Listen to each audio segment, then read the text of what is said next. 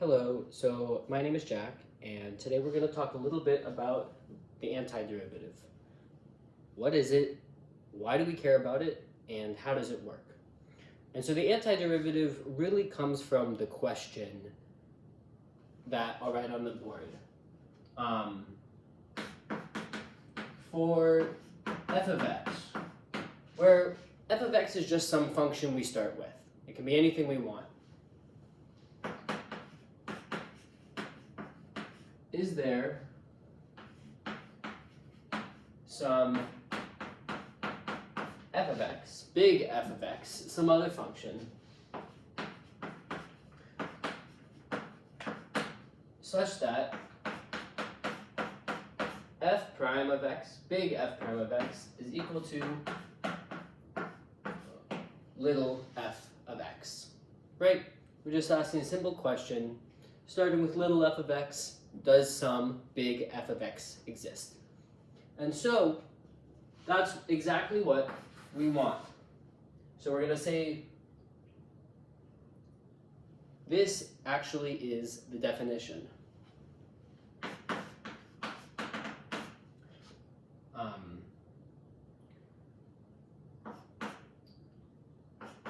If big f of x prime is equal to little x, then big f of x is the antiderivative of little x. There it is, just that simple. If we can differentiate back to get little f of x, then big f of x is the antiderivative of little f of x. And that kind of makes sense. In a sense, we are undoing differentiation.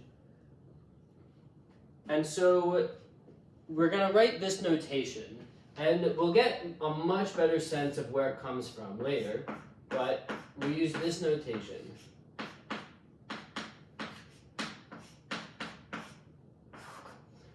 We use this little squiggly sign, kind of like a fancy F, and we say that f of x, and then we have this little term dx that we'll explain more, but this is equal to big f of x. And basically, you would read this as the antiderivative of little f of x is big f of x.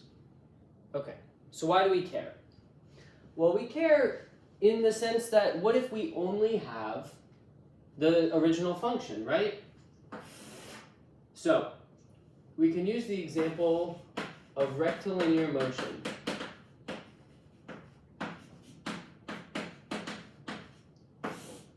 Or motion just along a line.